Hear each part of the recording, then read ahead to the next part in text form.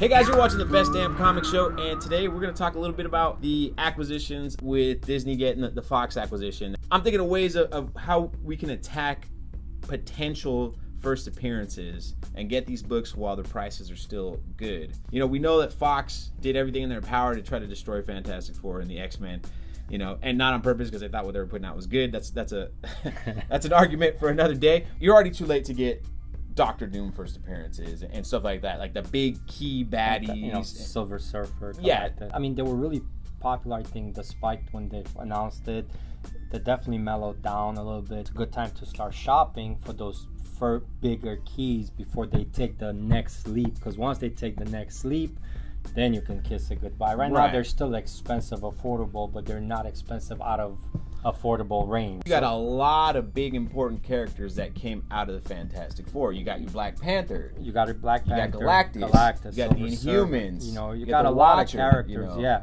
Kang the Conqueror. Kang the Conqueror. Cool thing about Kang the Conqueror is he's kind of a Marvel Universe wide villain. So you know that's going to be that he might be one of the next big baddies to take down. But he's also, a lot of his interactions were with the Fantastic Four because of the space travel. Yes, he's a time travel character, and he fits perfectly right now with the theme that Marvel has done in the first phase. It's one of those books that it's expensive, but it's not ridiculously out of reach for it. Like, you should still be able to get a pretty clean copy.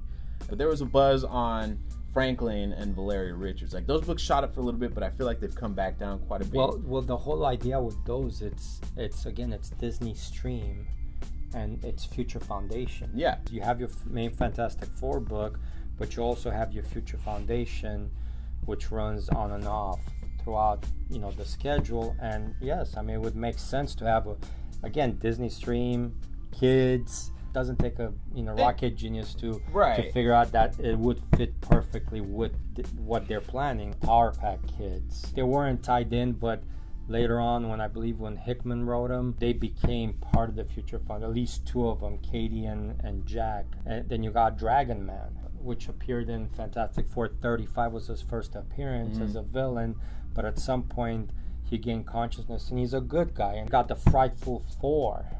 First appearance is in Fantastic Four. Well, yeah, granted it's Medusa. Actually, it's Medusa's first appearance, but you had a lot of low-level characters that, you know, Pasta Pete, Trapster. That's a Fantastic Four. You know, Wizard. I mean, so there's a lot of characters that you could eventually end up with in the Fantastic Four franchise. Right. You've done 2 claim sales, by the way. Shout out to Elite Comics. Elite and Julio. We can be heroes, man. Elite's amazing. That's all I gotta say. But I bring that up because you did 2 claim sales recently, and obviously people want the highest grade possible. But when you start getting to those Silver Age books, man, the Silver Age, the low grades priced right, they move. Yeah, absolutely. So you don't have to get a 9.8 all the time. Of course, if you run into one, of course, Patrick, you know, the lower grades work as well, especially if this is an investment. Just you have it, and they will go up. You know, comic books always had a value, a secondary market value. It's just the internet killed it.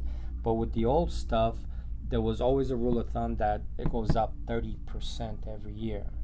Right. But now the only thing that goes up 30% a year is the high grades. Right. CGC factor, CBCS, internet, investment. There's a lot of factors. There's also a lot of, like, now that people can sell on eBay and stuff, they can undercut other people. Exactly. As well. So there's a lot of factors why it's, not everything's going up as fast as high grades, but there's still a good investment, affordable investment, Don't be afraid of the lower grade stuff because it's going to be a little bit cheaper. Especially when it gets to the old stuff. It's just because it's going to get harder. It's harder and harder. These things are disintegrating every day. Look, I mean, I was just thinking, it's like you're already talking like some of the stuff I was selling, mid 2000s. I mean, they're already 10, 15, 20 years old. Now you move into the 80s.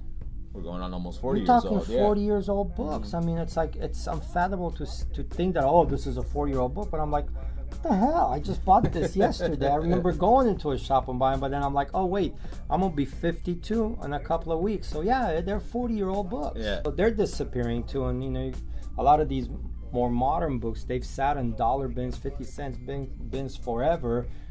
So it's going to get harder to find them also in high grade eventually. And guys, if you haven't done so already, make sure you smash that like button, subscribe to the channel.